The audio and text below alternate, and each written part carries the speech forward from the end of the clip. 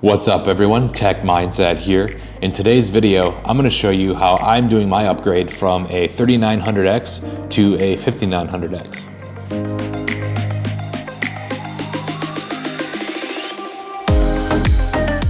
So I'm not quite ready to do a full rebuild of my tower here, but since it is AM4 and I had the 3900X, I found a good deal on the 5900X, so I thought, hey, why not just swap the CPU for a little while, give me a little extra processing power, and when I'm ready, I'll do the full update with a new case, new everything. All I really need to do on my X570 Taichi motherboard is simply do a BIOS update. And from there, I can just swap out the CPU and I'm good to go. So before you make the same mistake that I've done, you wanna make sure that your BIOS is updated on the motherboard before you power it off and you get started.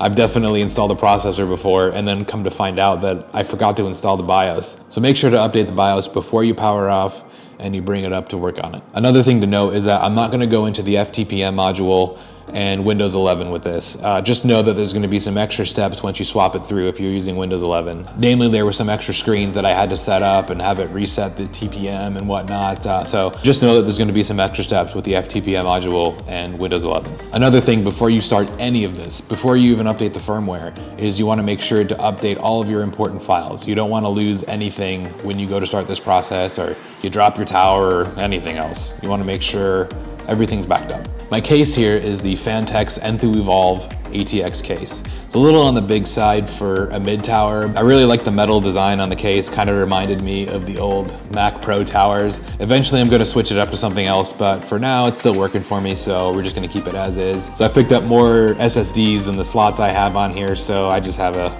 SSD just kind of hanging out here at the bottom, but that's okay. It's mostly in the corner anyways for now. It'll be something prettier that can hold everything. Not something I'm worried about right now. So one more thing to note is that I have an AIO water cooler. So with the block and the pump, the tubes coming out up to the radiator and the fans, it's not a lot of space here, but I should be able to take that off and then just put it off to the side without having to take the radiator and fans out and then the graphics card out. I should have enough room to work without having to do all that, but your mileage may vary. You may have to move things out of the way, but do whatever's comfortable for you. Now let's talk about the tools I'm gonna use for this operation.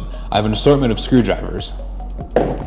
Another one, plus this whole thing. Next, I have the thermal compound we're gonna use, some Arctic MX4. Also some isopropyl alcohol. You wanna use as high a percent as you can.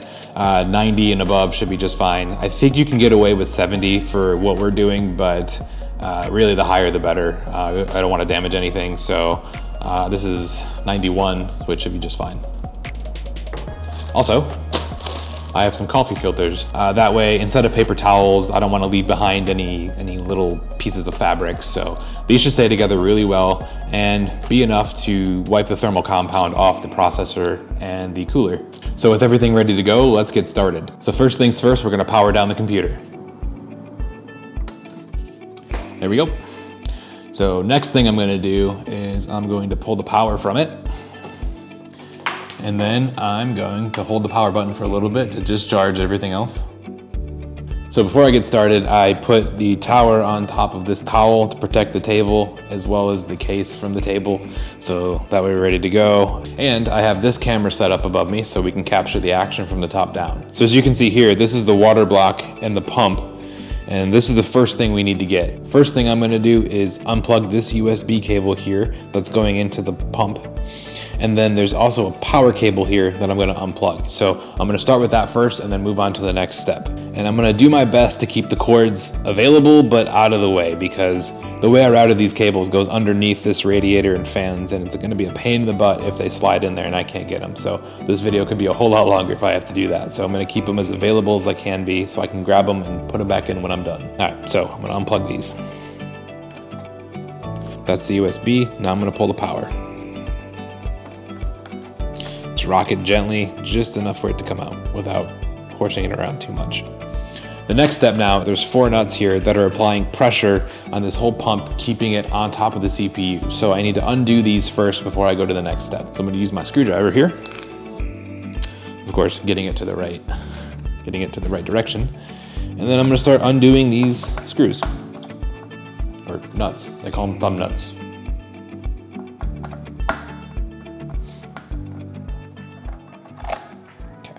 Unscrew them just enough and then I can use my fingers to pull them right out. So with everything out of the way, now I can lift up this CPU cooler off of these long screws here, nice and gently. There we go. I don't want to bend these things up too much. You can see here, it might not focus on the phone, but all the CPU cooler that's on here, I need to clean all that off from here, as well as on the CPU before I can move to the next step. This is where the coffee filters and the isopropyl alcohol come in. Grab a coffee filter, grab some isopropyl alcohol, give it a nice coating here, let it soak in, and now, I want to be gentle here, but cut through that thermal compound like butter.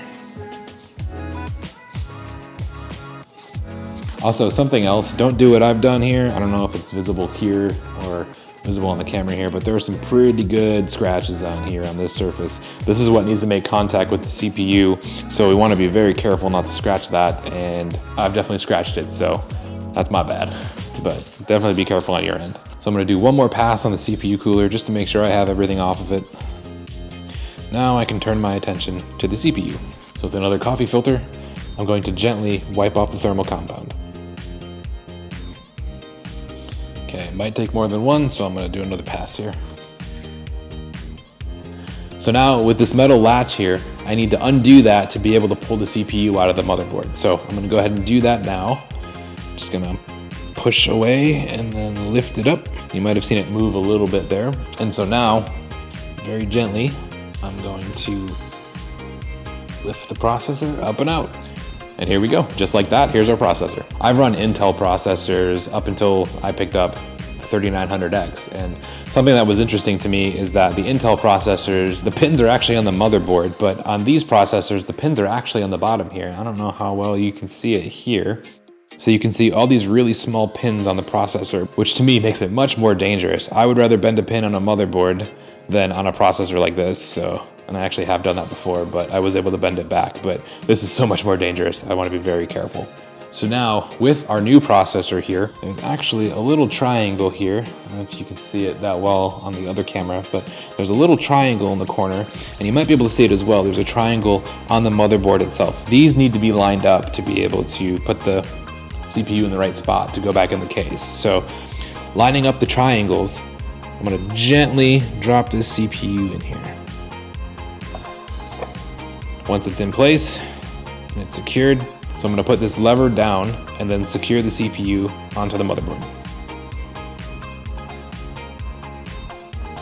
Okay. Now comes the thermal paste. As I said earlier, I'm using Arctic MX4 thermal compound. I think they're up to MX5 now, but either way, this is what I have. I think a lot of them will be pretty similar, maybe a small difference between them, but this should serve me just fine. So I'm going to undo the cap here, and then I'm going to put the thermal compound on the CPU. Now there's different patterns of thermal compound that you can put on your processor, but I'm just gonna keep it simple and just do like a really big pea size or a grain of rice, or a little bit bigger than that, right in the center, and then when we smush on the CPU cooler, should spread it out.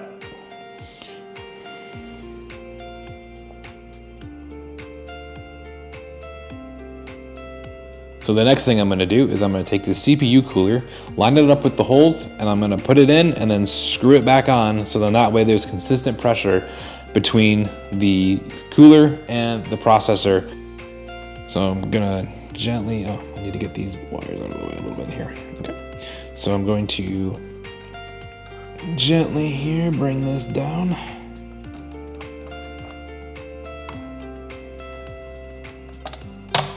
And there we go. I'm gonna take these little nuts and then I'm gonna screw them back on the screws. Just enough so that they've caught. I'm gonna take my screwdriver here and get these screws the rest of the way down, so there's nice pressure here on the CPU cooler and the CPU. We want good contact to pull that heat away from the CPU. So one of the final pieces here is that I need to get this USB cord and this power cord back into the CPU cooler. Once that's done, I can fire this thing back up and see if we worked.